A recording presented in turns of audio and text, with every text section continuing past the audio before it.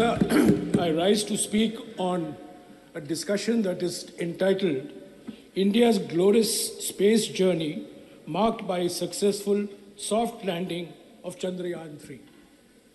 Sir, listening to the Leader of the House, it appeared as if this glorious space journey started only in 2014. And that the sutradhar of this space journey is the Prime Minister.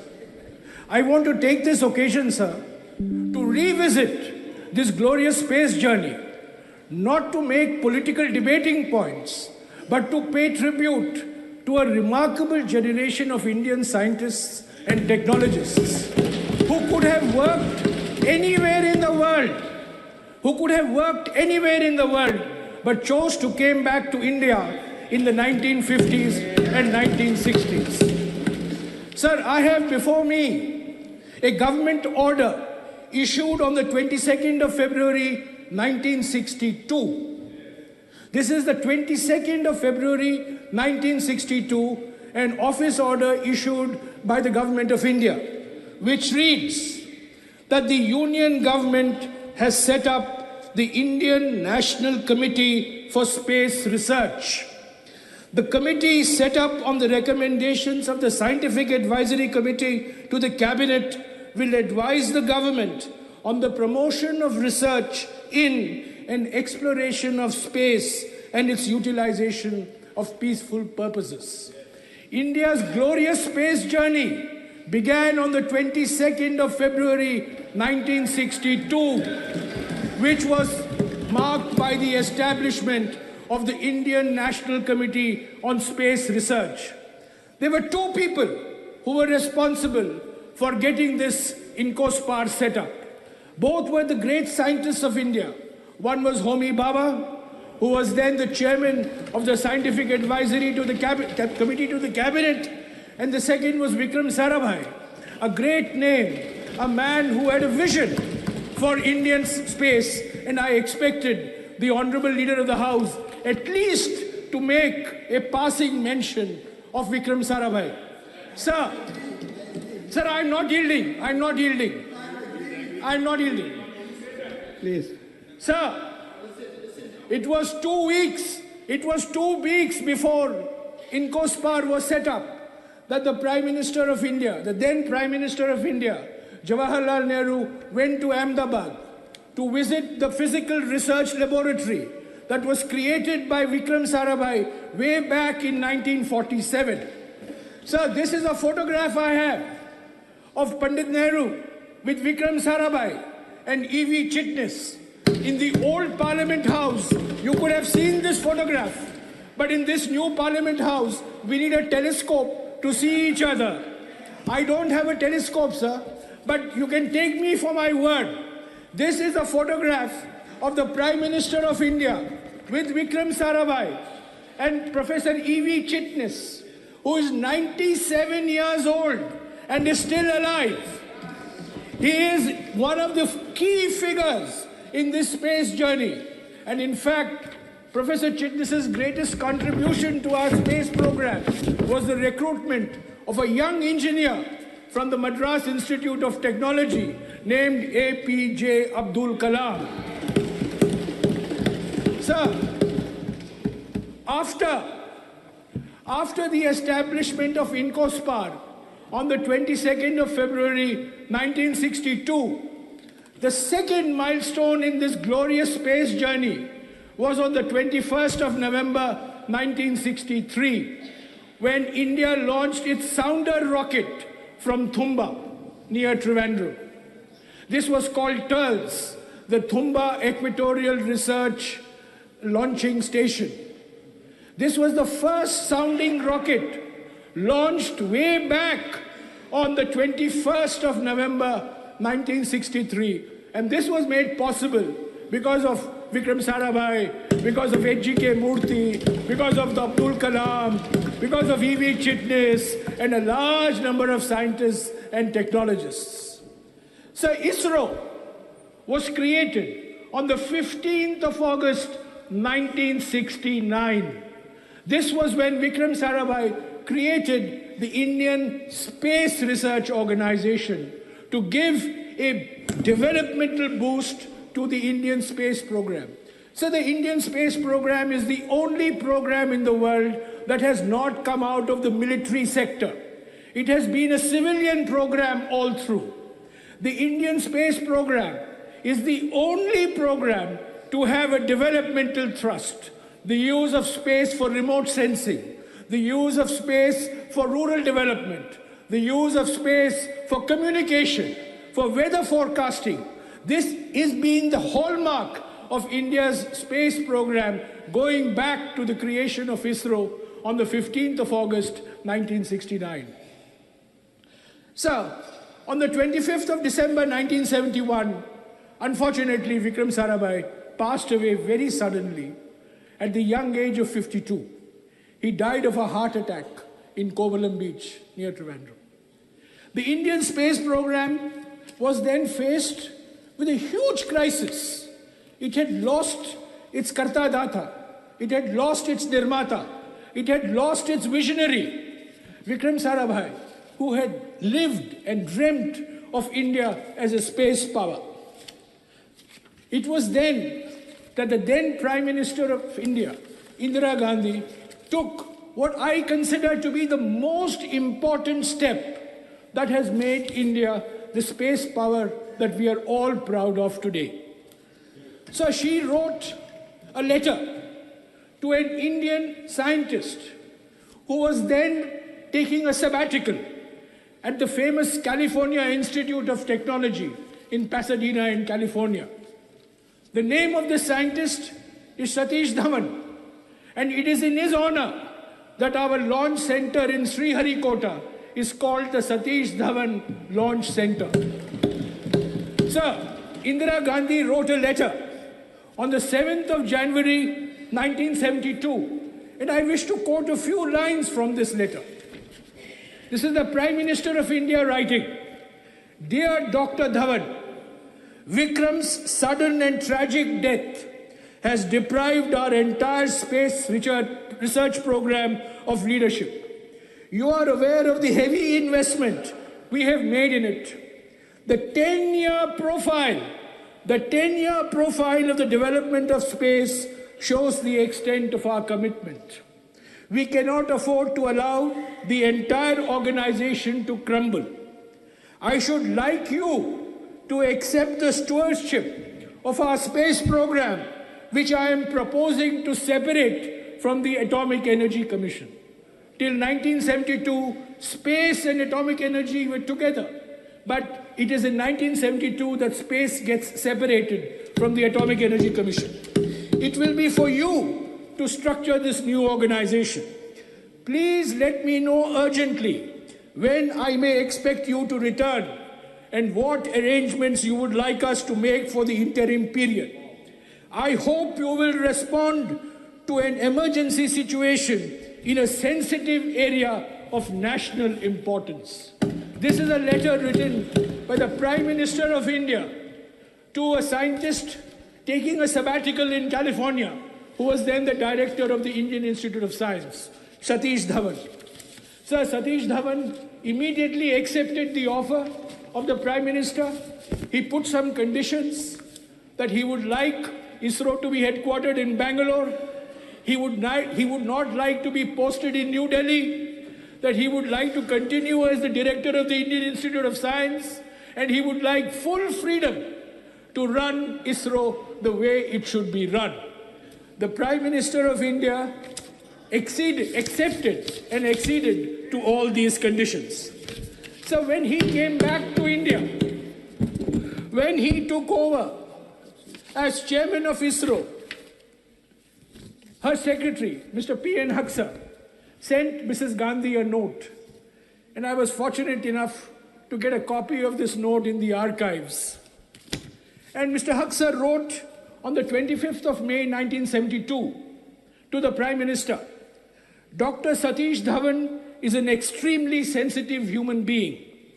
Hitherto, he has led a relatively cloistered life, devoting himself to the pursuit of his own scientific specialty in the field of aerodynamics. I know he has many doubts and hesitations in accepting the responsibility of heading our space organization. And if he were to opt out of it, we literally have no one at present as the second best choice. It is therefore of vital importance that our Prime Minister should express in her own way her appreciation of the high sense of duty which has led Dr. Dhawan to respond to the PM's call to him.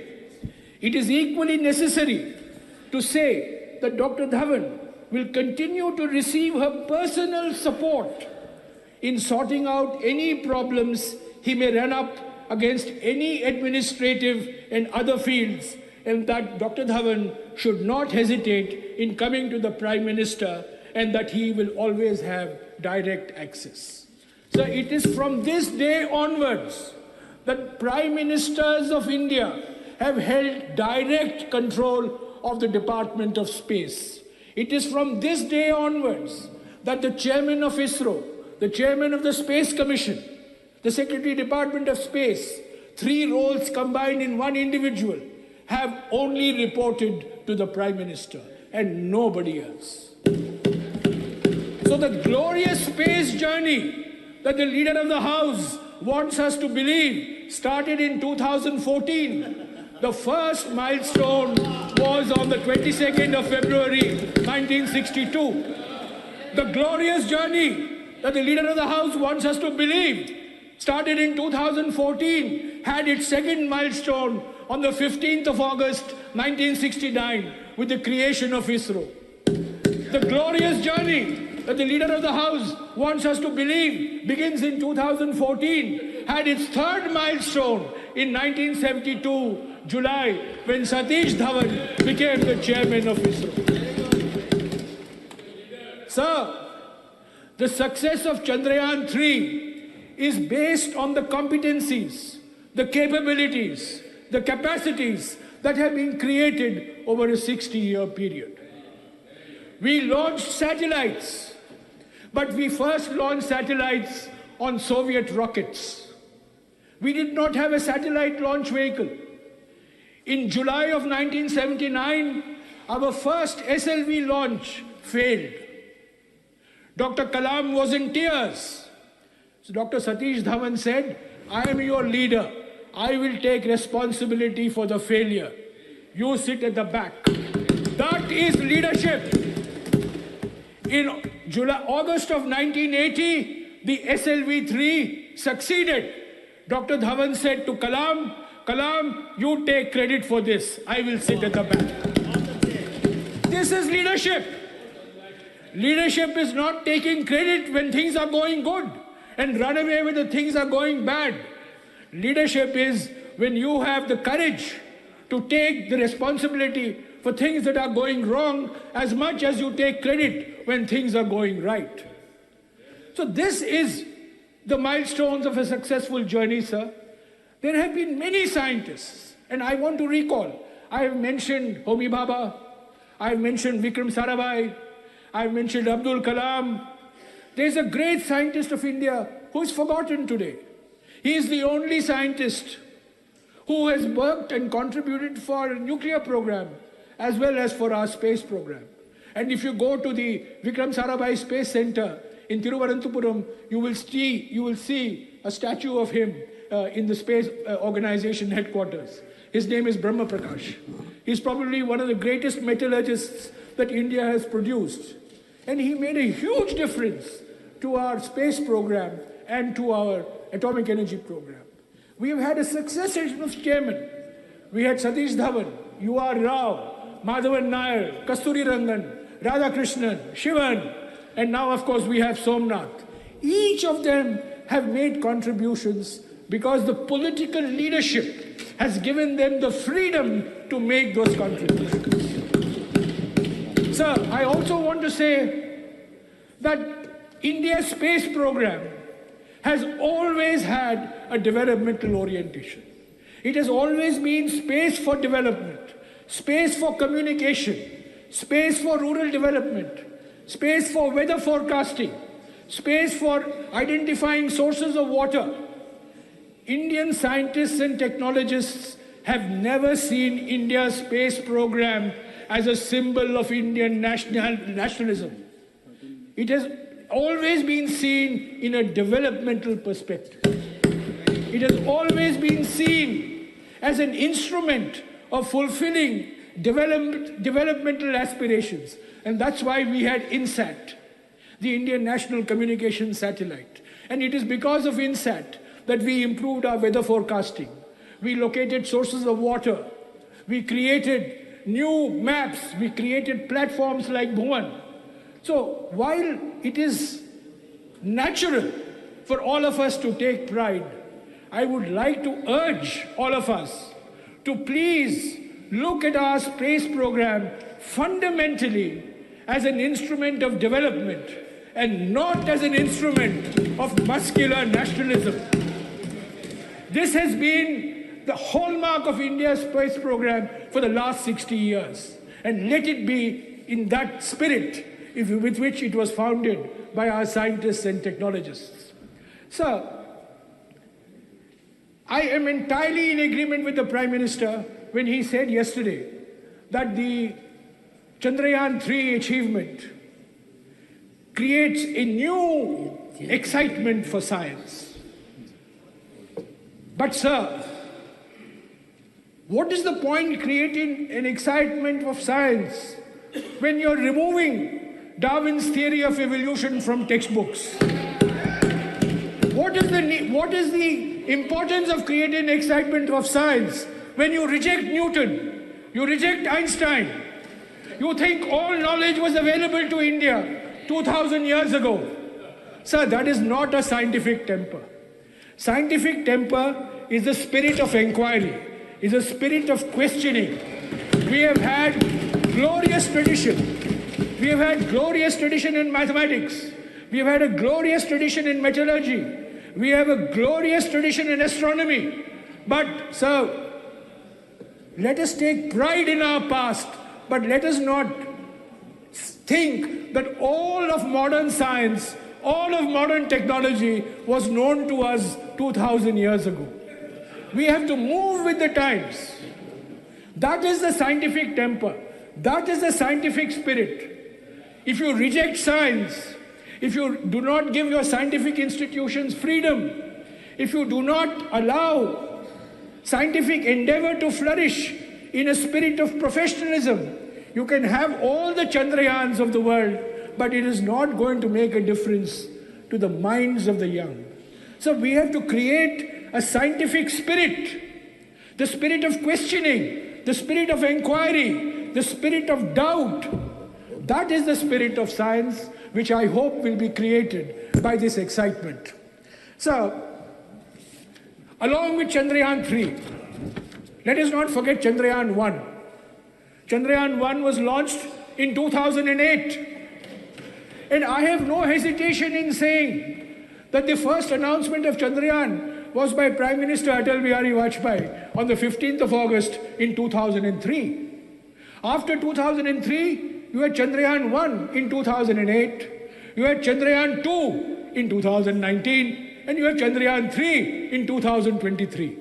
What does it mean? It means there is continuity in governance.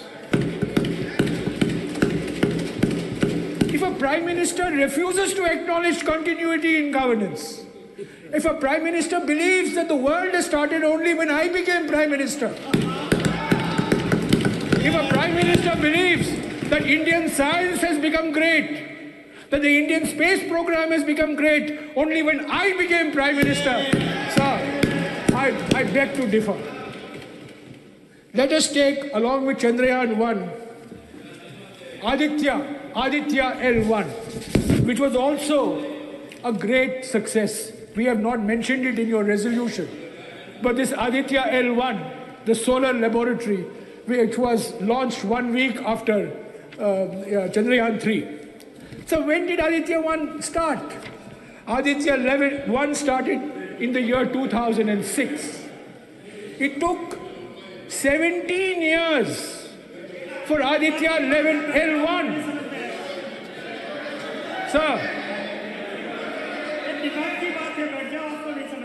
Sir, can I finish? Sir, it took 17 years for Aditya L1 to be conceived, to be planned, to be executed, and to be launched. The Honorable Leader of the House said, we are now making things in India. So we have always been making things in India.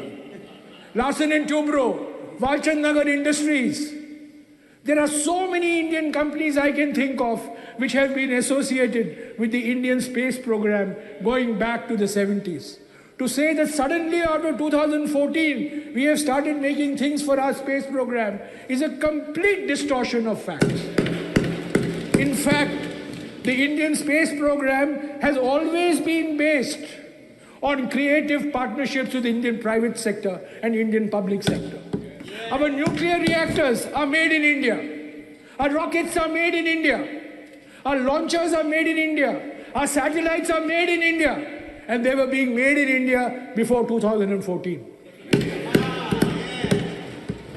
Sir, I don't know what your intention is, whether you want to pass a resolution at the end of the discussion. But if you do want to pass, sir, let me finish, sir.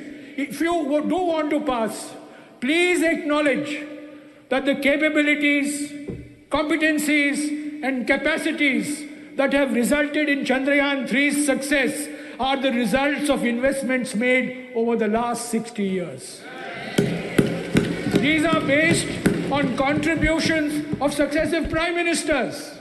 These are based on contributions of a large number of Indian scientists, large number of Indian technologists, many of whom we don't even know of, many of whom we don't even acknowledge.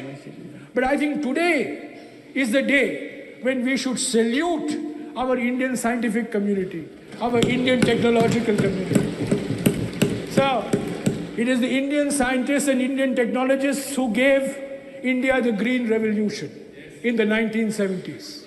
It is Indian scientists and Indian technologists who gave India the White Revolution in the 1970s. It is Indian scientists and Indian technologists which have created our missile development program, the Agnis and the Prithvis and the Nags. And it is Indian scientists and Indian technologists who have given our space program the profile in the world that it has today. And I want to say one thing about these scientists and engineers, sir. So all the newspaper headlines, all our talk is based on our elite institutions of learning. I happen to come from one of them.